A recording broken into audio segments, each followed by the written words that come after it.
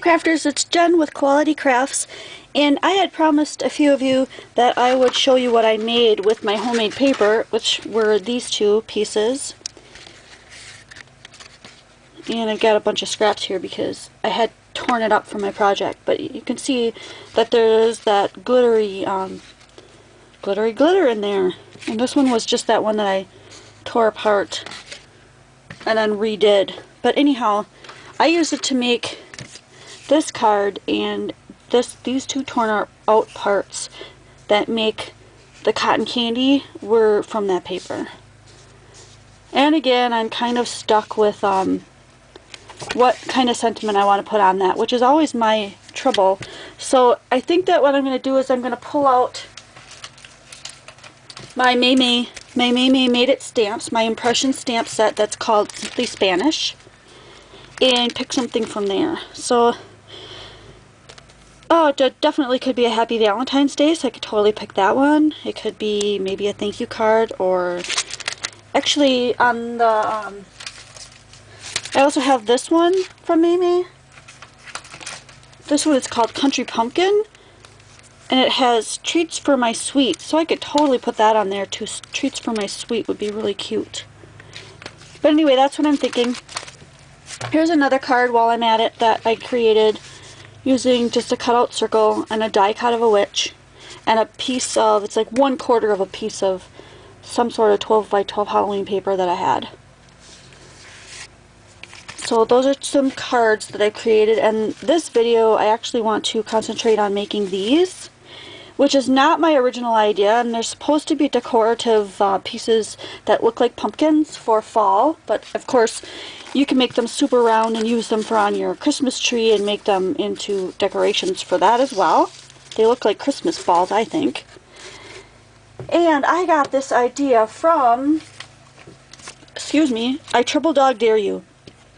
She got the idea from Ms. Liberty 25 on YouTube, respectively. So Ms. Liberty 25 did a really cool video, I'll link you below, on how to make them step by step and then decorating and all that stuff. I triple dog dare you shared some of the ones that she had created, which I've done here. These are some, this is one of my favorites. I used my brand new what do I want to say, not Copics, Spectrum Noir pens to color this purple to match. And I just totally love that one. And this one I just added a couple of ribbons and a fancy glittery flower that I created. And here's one that shows where the brad came in through the top and the bottom. And I'm just going to quickly show you how this is made, because I'm going to link you to the video that Ms. Liberty did. But since I already have one that's in progress here, I'm just going to quick show you how it's done.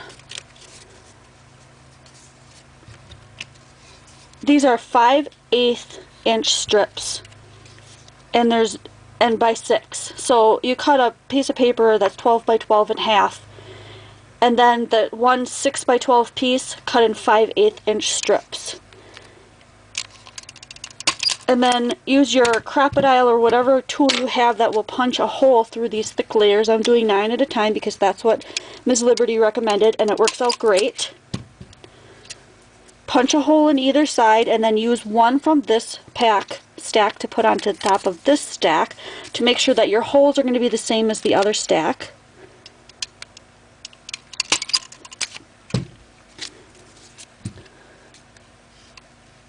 And you can't see really where I'm doing it, but I'm just following those holes so to make sure that those are punched out at exactly the same spot, so that when I put both piles together they all line up. And then you can put your brad through one end and then open it up on that side and then spread these out. Now she does this slightly different than I do. Since I've made a couple, I've decided that this is how I like to do mine. When you look at where these papers are, you can tell which one started off, and then each other one is going to be underneath that one. I start with the one that's on top, the same way she does. Put your brad in so that it comes up. See that? And then what I do is I I go around using each one so that it looks even all the way around. So I just keep pulling them up, spreading them out and pulling them up one at a time as I'm creating my circle as I go around. I just found this to be a lot easier for me.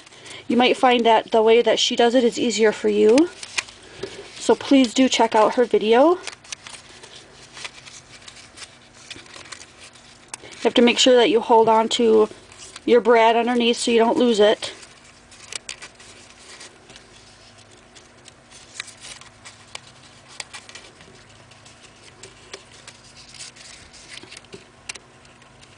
And I'm just going to keep making sure that I grab the next one underneath.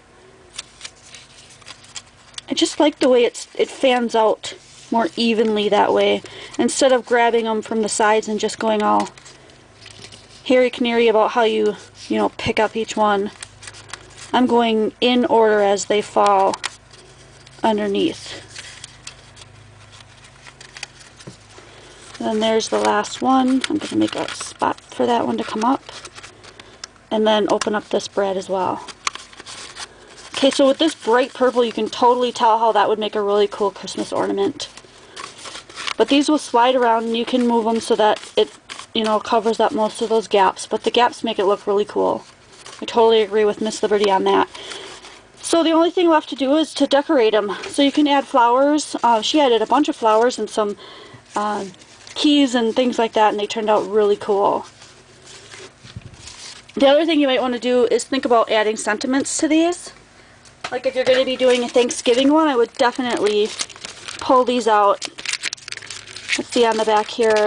We have, yep, Happy Thanksgiving.